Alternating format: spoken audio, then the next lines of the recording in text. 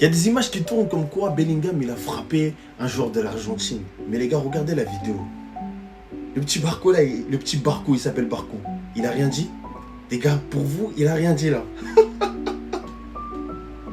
Parce que là, comment Bellingham il pète un câble, ça se voit, le petit, il lui a dit un truc de ouf. En pas cramé. En pas cramé. Attendez, je vous remets ça. Voilà les gars, Bellingham il vient de perdre. Il est dans son monde, il est yombe. Quand tout à coup le petit Barco, il passe à côté de lui, il le regarde pas. Et d'un seul coup, Bellingham il pète un câble. Pourquoi il pète un câble les gars? Non? Bellingham il était dans son monde là, il était en mode, eh vas-y, ouais tu viens me checker, vas-y c'est carré. Et là d'un coup il s'énerve, les gars. Le petit Barco il a rien dit là, en mode, le petit Barco. C'est un Argentin les frères. Après, évidemment, on va pas jouer la carte de il lui a dit un truc raciste. Mais je pense que la daronne de Bellingham, elle a dû prendre. Je pense que sa daronne, elle a dû prendre. Voilà, c'est pour ça qu'il s'est agacé. C'est parce que les Argentins, ils sont rancuniers en fait. Ils ont vu comment Bellingham se comportait avec Messi. Même à la fin, ils se sont dit, non, la victoire, ça suffit pas. L'équipe, je crois que là, on a une image qui va faire couler beaucoup d'encre. Ici, on a Jude Bellingham en train de saluer les joueurs argentins après leur victoire, complètement dégoûté. Et ici, Barco, le joueur de Strasbourg qui crie quelque chose, Jude lui met une tarte derrière la tête. Qu'est-ce qu'il lui a dit pour le mettre dans cet état-là? Qu'est-ce qu'il lui a dit pour l'énerver? Connaissant certains joueurs argentins, je crains le pire, vraiment. J'ai hâte de savoir ce qu'il lui a dit. Je connais mon gars, Jude Bellingham. Après la défaite, là, il n'a pas la tête à s'embrouiller. Il y a forcément eu une provocation, il y a forcément eu une insulte, il y a forcément eu quelque chose d'assez grave pour qu'il vienne lui en coller une derrière la tête. Je ne sais pas ce que vous en pensez, mais Jude Bellingham, il nous a toujours montré un très beau visage. Il n'a jamais eu de gestes déplacés, d'insultes ou autres. Il est toujours très classe, à l'anglaise, un vrai gentleman. Par contre, lui là, celui-là, je m'en méfie. Je m'en méfie parce que au lieu de célébrer là, avec la tête entre tous, là, collés, coltinés les uns aux autres, il vient, il dirige sa bouche dans l'autre sens pour que Jude voit ce qu'il est en train de dire, entende. Bizarre, j'aime pas trop ça. Mais tu te prends pour qui en fait? En fait, toi, j'ai compris, toi. Toi, tu fais des saisons blanches, t'enchaînes, tu commences à être bon, te remets dans les débats avec Pedri et tout, et tu te prends pour qui t'es pas. Tu viens embêter le GOAT, tu viens manquer de respect au GOAT. Mais t'as craqué ou quoi? Mais t'as pas retenu les leçons en fait, tu crois que t'es le premier à vouloir tester le GOAT? Tu crois que t'es original? Ça finit toujours de la même manière. 9 de notes, 2 passes D, toi t'es en 6,2 bien orangé là-bas. T'en penses quoi de ta carrière? Regardez seulement son comportement. Regardez seulement son comportement après le match. Tu peux pas perdre dans la dignité. Tu viens mettre des claques aux adversaires comme ça. Mais c'est honteux, tu les mérites tes saisons blanches. Voilà Jude, c'est bien joué, t'as été bon pendant les 6 premiers matchs de la Coupe du Monde, excellent. Aujourd'hui tu prends un caca sur le rinté et ton équipe elle se fait sortir. Résultat c'est saison blanche comme pour tous tes autres collègues du Real. Liga, Coupe du Roi, Super Coupe, Ligue des Champions, Coupe du Monde, y a que des croix rouges frérot. Le frérot Kabé il a fait une vidéo, il a dit quand c'était pour tailler Yamal qui a soi-disant pas serré la main à CR7, vous étiez tous là à vous ambiancer sur ouais Yamal il est détestable. On veut la même énergie. On veut la même énergie sur Jude Bellingham qui parle comme ça à Messi. Il a cru c'était qui? Il a cru que c'était qui? Je vais finir par une chose. Le foot, ça va vite. Un joueur, il peut te satisfaire pendant 5-6 matchs, être exceptionnel et après répondre des cacas qui pondent depuis 2 ans. C'est ce qui est arrivé à Bellingham. Vous vous êtes tous enflammés. Sur ses 6 premiers matchs, très bien, il était exceptionnel. Sa Coupe du Monde, en vrai, s'il sort pas comme ça aujourd'hui, elle est all-time. Mais il tombe sur plus fort que lui dans l'anonymat. Dans l'anonymat en étant nul. Et ça veut dire dans cette Coupe du Monde 2026, dans quelques années, 10, 20, 30 ans, bah la perf de Bellingham, bah ouais, bah ok. Ouais, peut-être on la citera, quelques-uns qui vraiment suivaient à fond la citeront, mais il va passer sous les radars. Bellingham lui a vraiment mis une tarte en fait, il a pété un câble en fin de match. Et on l'avait vu ici. Quand on avait vu que ça avait commencé avec Messi, lorsqu'il s'est imposé devant lui, il lui a dit t'es fou. Derrière on n'avait pas assisté au calme avant la tempête. Jude Bellingham à la fin du match qui vient décoller une tarte normale les gars. Lui qui était grave frustré à cause du score, c'est parti beaucoup trop loin. Parce que j'ai pas totalement le contexte, mais il est dit que le joueur argentin a essayé de se moquer de Jude Bellingham après le match. Ça me fait tellement de la peine de le voir comme ça, de savoir qu'il s'est donné encore une fois à 100% dans une compétition. Et franchement, vous savez à quel point le 100% de Jude Bellingham n'est pas le 100% de n'importe quel joueur. Et le voir au final s'énerver, se frustrer ainsi. Tout à cause des mauvais choix de son sélectionneur. Après tout ça, on pourra dire ce qu'on veut de Jude Bellingham, mais footballistiquement parlant, on ne pourra pas nier une chose. On dépasse l'aspect, c'est l'un des meilleurs milieux du football moderne actuel. Bien que moi, vis-à-vis de la palette large technique qu'il a réussi à atteindre en tant que milieu de terrain, ça fait longtemps que je l'inclus parmi les meilleurs de l'histoire dans le thème de milieu. Aujourd'hui, lorsqu'il va revenir au Real Madrid, ce mec, il sera dur de lui imposer quoi que ce soit. Parce que quand on regarde ce qu'il a proposé lors de cette édition de Coupe du Monde, c'est littéralement, mais littéralement hors du commun, les gars, qu'on se dise la vérité. Le mec est sur le point de devenir le meilleur milieu buteur de l'histoire de la Coupe du Monde. C'est n'importe quoi. Bellingham, quand t'étais petit, je crois que t'as dit que Messi était ton idole. C'est quoi ton problème avec Messi en fait? Que tu voulais le pousser, le tacler, t'embrouiller avec. C'est pas la même carrière. Ok, c'est une demi-finale de Coupe du Monde, mais c'est pas la même carrière. Il y a du respect à avoir pour les anciens. D'ailleurs, il t'a montré la vie à la fin avec 2 passes D. Ok, tu veux être leader. Ah, c'est ça, non? Ok, tu veux être leader. Ok, tu veux montrer que t'as un peu la tête, la grosse tête de l'Angleterre. Mais du calme avec les vieux. Et sa conférence de presse. Hein? Il y en a, faut respecter. Il y en a, faut respecter. À la fin, en plus, je crois qu'il met une chiquette à Barco. Mais on est où là? Sérieusement, on est où? Faut savoir perdre avec dignité. Voilà, comme nous on l'a fait hier, on s'est fait trouer, on est rentré chez nous sans parler, sans. Enfin. C'est-à-dire, voilà, c'est-à-dire du respect. Du respect pour les vieux, s'il te plaît, la prochaine fois. Perds avec dignité. Merci. Arrête de mentir, Bellingham. Messi, il parle, toi tu parles. Même lui, à ce moment-là, il a capté qu'au nom de Dieu, je dois être sérieux en fait. Lui, je vais lui montrer. Lui, il fait le mal avec les anciens.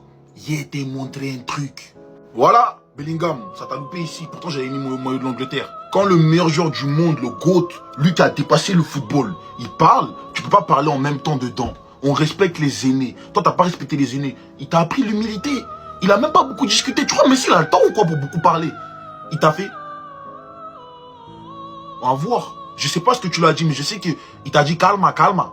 Calma, te callate, calma, casa, en calma, Bellingham. Jure, en calma. Toi, t'as dû lui dire en mode 1-0, you losing. Il t'a montré la vie. Il t'a montré de quoi il s'agit. Télé contre télé, télé parle pas. Télé parle pas. Le meilleur joueur du monde. Le meilleur joueur du monde, lui quand il parle, tu parles. Mais t'es un ouf. Tu crois que tu parles à Tuchel ou quoi là? Et toi, Tuchel, je vais arriver sur... Et toi, t'es un...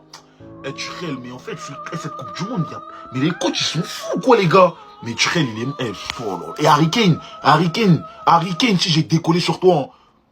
Harry Kane, si j'ai décollé sur toi, je vais voler, je vais jamais atterrir. Je vais décoller, je vais voler, je vais jamais atterrir. Je serai dans les airs à vie. T'es un ouf, toi.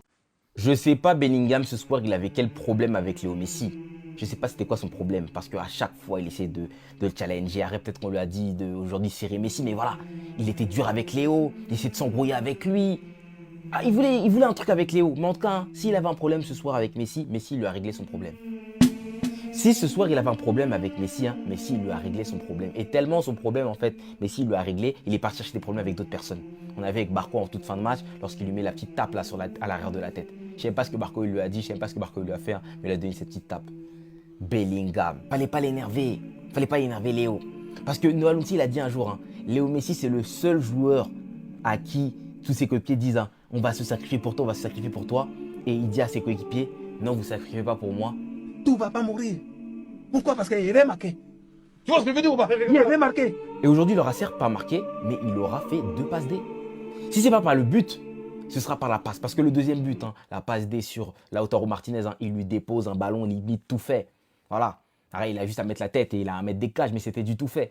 L'Argentine est probablement l'équipe la plus détestable du football. Et c'est justement pour ça qu'elle gagne. Les provocations, les contestations, les fautes grossières, les célébrations devant l'adversaire. Vu de l'extérieur, on peut simplement penser que les Argentins sont juste mauvais joueurs et totalement détestables. Mais en réalité, tout ça répond à une véritable culture du football argentin. En Argentine, on parle de viveza criolla, cette capacité à être plus malin que l'adversaire, à improviser et à exploiter chaque détail pour prendre un avantage. Le meilleur exemple, c'est le quart de finale contre les Pays-Bas en 2022. Paredes frappe volontairement le ballon vers le banc néerlandais. Les deux équipes se provoquent et le match se termine avec un record de 18 cartons jaunes et un carton rouge. Tout le monde voyait un chaos incontrôlable. L'Argentine, elle, venait simplement de transporter le match sur son terrain préféré, celui des nerfs. Mais l'Argentine ne gagne pas uniquement parce qu'elle sait pourrir un match. Le sélectionneur argentin Scaloni a construit une équipe tactiquement adaptable et capable de changer de système selon l'adversaire. Et depuis 2021, cette équipe a remporté 2 Copa América, une Coupe du Monde et elle est encore en finale d'une Coupe du Monde. L'Argentine ne cherche pas seulement à mieux jouer que l'équipe adverse, elle cherche à énerver, à faire sortir du match, puis à rester lucide au milieu du désordre qu'elle vient elle-même de créer. Et à la fin, l'Argentine gagne, parce qu'elle a accepté de devenir l'équipe que tout le monde déteste. Et si tu veux plus de vidéos sur la Coupe du Monde, abonne-toi. Regardez ce que Bellingham fait à la fin du match contre l'Argentine. Regardez bien Bellingham. Hein. Pour vous, c'est justifié ou pas? Regardez. Steak. Il est parti frapper l'Argentin. Et après, il s'embrouille. Connaissant Bellingham, on sait que c'est un mauvais perdant, mais de là à le frapper pour rien, je pense qu'il a dû le provoquer. Et Bellingham, franchement, même avec la défaite, il a fait une grosse Coupe du Monde. Le steak qu'il lui a mis, franchement, pour vous, c'est mérité ou pas? Regardez juste la réaction de Lionel Messi, les gars. Regardez la tête de Lionel Messi à la fin, quand il parlait avec Jude Bellingham. Regardez Bellingham, qui rigole. Regardez juste Lionel Messi. Regardez juste la tête de Lionel Messi. Ça, c'était au début du match, à la 3e minute. Il n'y avait pas de respect entre Jude Bellingham et Lionel Messi. On a vu le match, sincèrement. Bellingham ne le respectait pas parce que c'est son ennemi sur le terrain. Il faut être compréhensif, les gars. Il ne faut pas être ici contre Jude Bellingham parce qu'il n'a pas respecté une légende comme Lionel Messi. Il est là pour gagner le match. On s'en fout de tout ça. On s'en fout de tout ça. L'essentiel, il n'a pas insulté. Il n'a pas dit des gros mots. Et c'est tout. Mais Lionel Messi, les gars, sa réaction veut te dire. Le mec, il savait. Il savait qu'à la fin, il allait gagner. Il savait. On dirait c'est... Ce mec, c'est un extraterrestre. Ce mec, c'est quelque chose. Ce mec, c'est le génie du football. Il faut pas se mentir. Je suis un pro CR7. Mais à un certain moment, c'est difficile d'avouer, mais Lionel Messi, c'est quelque chose. Je peux pas dire que Lionel Messi est meilleur que Cristiano Ronaldo, mais je peux dire que Lionel Messi, c'est quelque chose d'extraordinaire, les gars. C'est la vérité. Je me rappelle qu'après le match face à la Norvège, tout le monde avait reproché à Jude Bellingham d'avoir lancé un tout petit pic à Thomas Tuchel. Mais alors là, c'est très simple. Après ce que Thomas Tuchel vient de dire en conférence de presse, j'espère que Jude Bellingham, il est rentré dans les vestiaires. Il a lancé un vrai pic à Thomas Tuchel, c'est-à-dire un pic à glace. J'espère qu'il lui a mis un coup de tête et j'espère qu'il a aggravé sa calvitie. Thomas Tuchel, après le match, je cite, « Je n'ai aucun regret, nous avons joué l'un de nos meilleurs matchs, si ce n'est le meilleur. » Comment, en 2026, et en 2026, le football, ça fait quasiment 2 siècles que ça existe, à force, tout le monde sait, tu mènes 1-0, tu sors un attaquant pour faire rentrer un défenseur, t'es en train de vendre la peur à ton équipe, t'es en train de perdre le match. Ça, franchement, ça a jamais marché, ça n'a jamais marché. Ça finit toujours mal, ces histoires. Et il ose dire qu'il a aucun regret. Vous savez que dire qu'il a aucun regret, c'est une véritable revendication. Au tribunal, tu dis que t'as aucun regret, ça te voit comme un monstre. Thomas Tuchel est un monstre. Dire, Jeff Dahmer, peut-être, il disait des trucs comme ça. Tu vois, Jeff Dahmer, il a fait des atrocités, il arrivait, il disait, j'ai aucun regret. Mais là, en fait, Thomas Tuchel, je le vois un peu en Jeff Dahmer.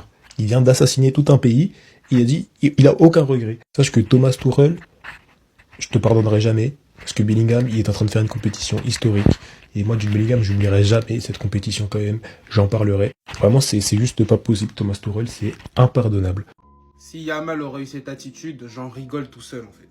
J'en rigole tout seul. Parce que déjà, tu fais un match de pingouin, un match de vaurien, comme pas possible. Et toi, en fait, t'oses être en face à face avec Messi. T'oses être à ça de faire un tête contre tête à Messi. Il était à ça de faire un tête contre tête avec le boss du foot en fait. Le mec, il est meilleur que le football. Il a osé faire un tête contre tête. Tu pensais que c'était un vieillard comme n'importe qui en fait.